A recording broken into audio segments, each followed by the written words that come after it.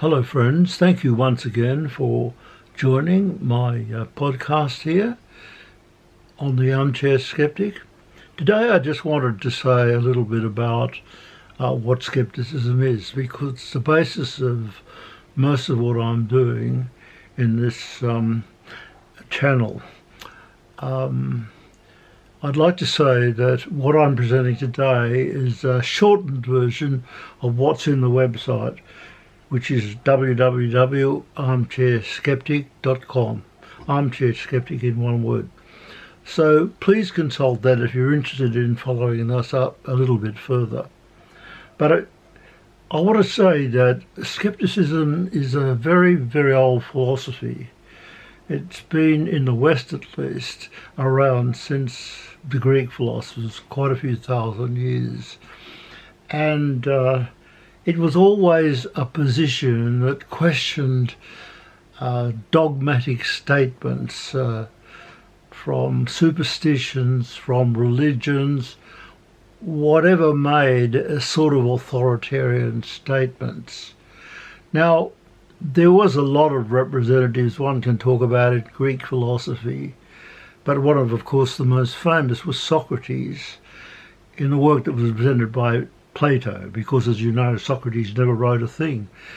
But Socrates always promoted, according to Plato this is, the view that all knowledge has to be questioned and nothing could be believed initially as truth. Now this is one of the real basics of skepticism. Another philosopher, not as well known, but Paron of Elis, he was probably the first philosopher to talk about skepticism as a way of life.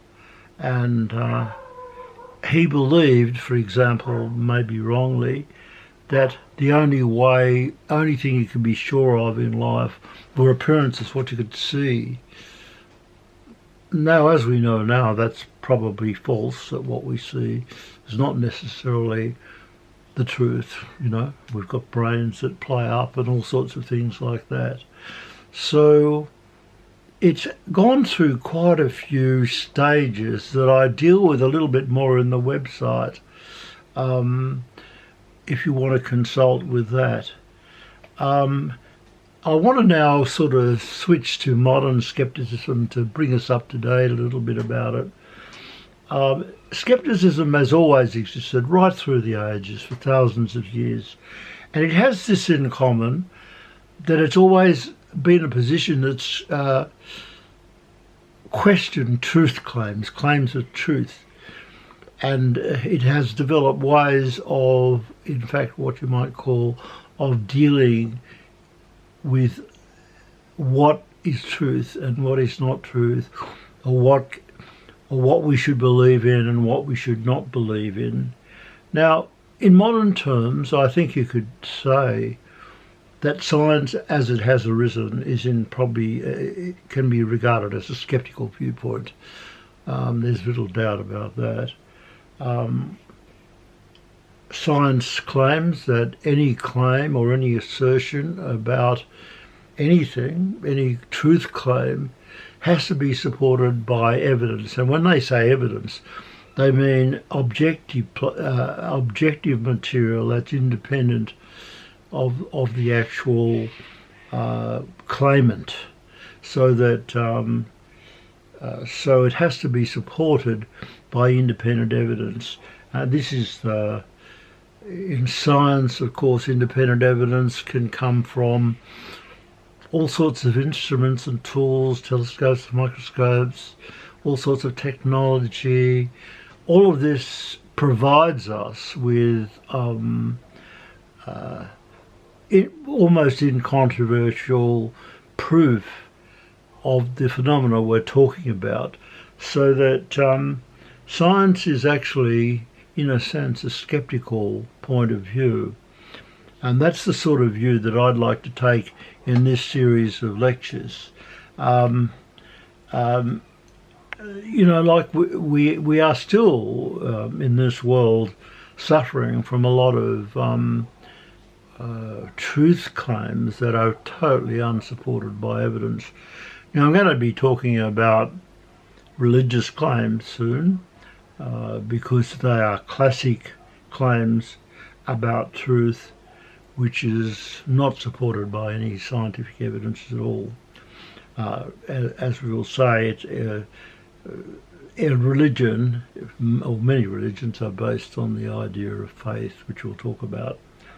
And I don't believe that's an acceptable approach. Now, many philosophers sort of do support the idea of faith as a means of truth. The Danish philosopher Søren Kierkegaard, I've got a picture of him there. In many respects, I admire him. He's one of the important existential philosophers, we might say. He claimed that faith is necessary for establishing truth. Through faith, he said, we struggle with the world, what the world brings, and we find meaning for ourselves through faith. Now, some people sincerely believe in that, I know, but others don't.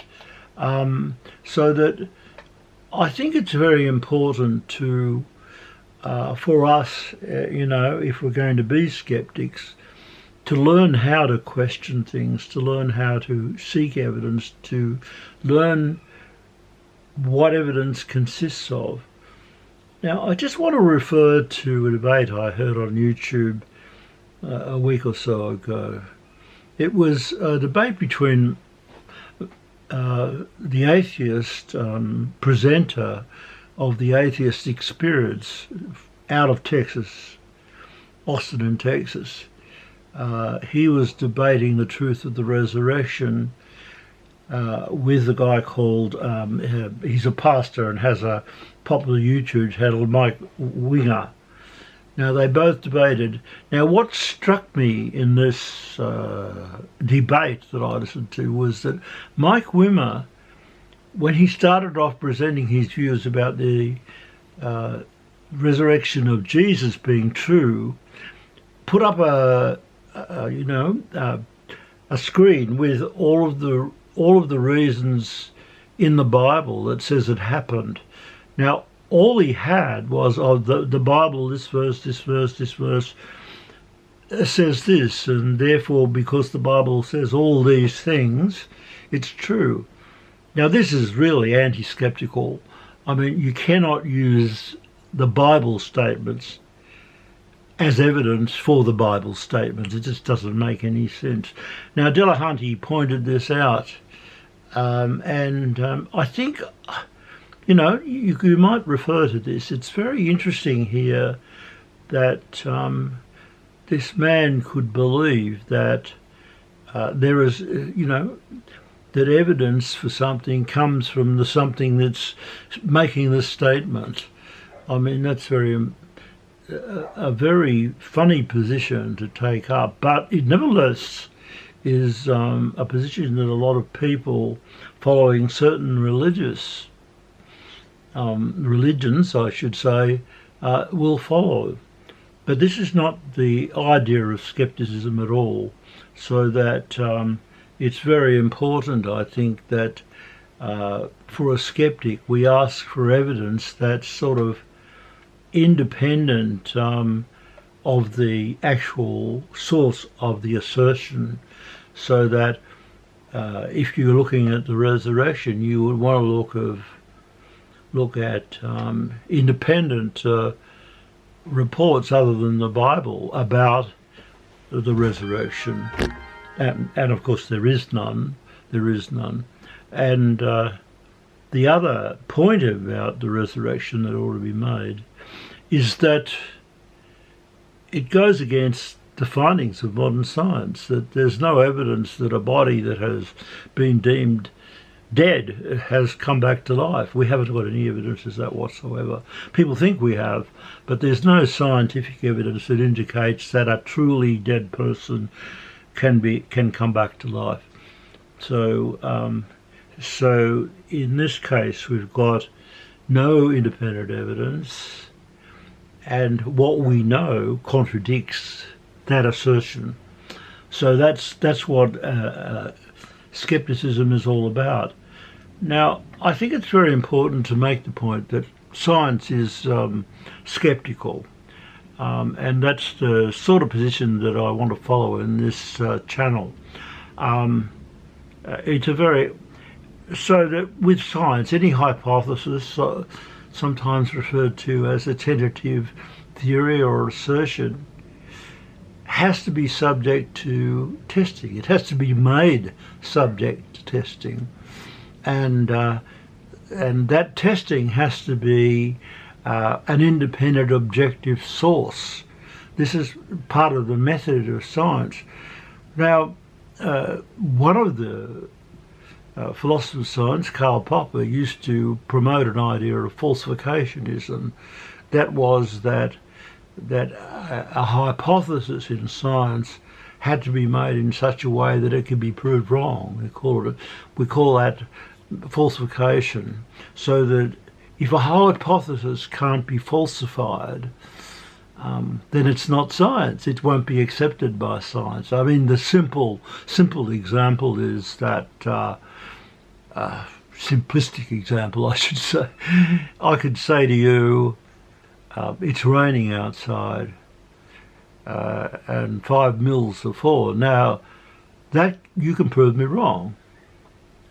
But if I say it's either raining or not raining outside, that's an unfalsifiable statement, because while it is true, it's not falsifiable in the sense that you can't prove it wrong.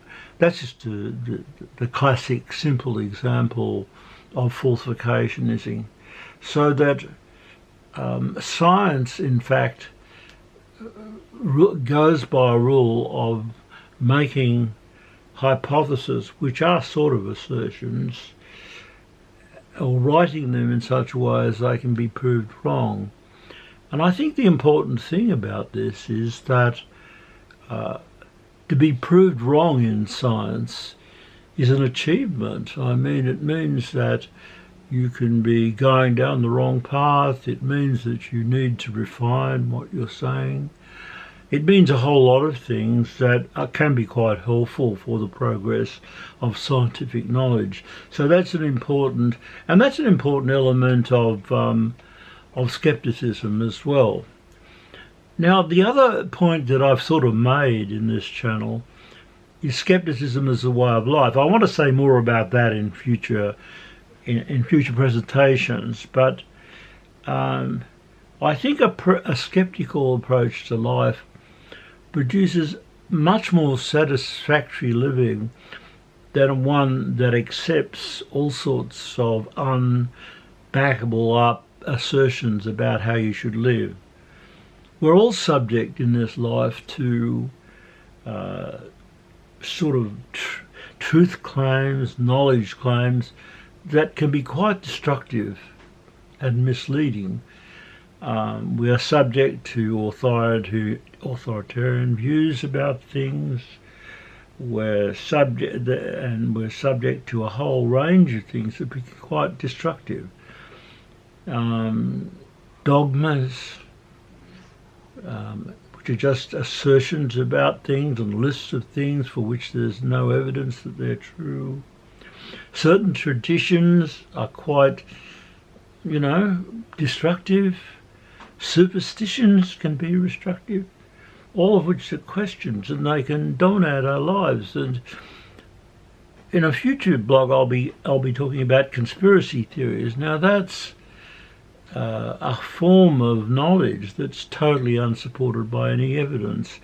In fact, it's can be quite destructive. That people believe these conspiracy theories not only without any evidence that they're true, but they're obviously not true. But they believe them, so that conspiracy theory is a very hard theory to deal with. That's what I want to deal with in the future time. But to finish off, I think that to be able to live and to get rid of all of these destructive influences that we all have taken for granted does free us up a little bit and make things a little bit happy and feeling a little bit free. So I hope that I've got a point across here about skepticism, a philosophy that I believe is a very good philosophy to follow, and one which I'll be developing in all my views to follow. So I hope you tune in to my next presentations. I'll be talking about conspiracy theories. I've also got something on intelligent design. So please tune in and please click the bell to join up. Okay, thank you very much. Goodbye for now.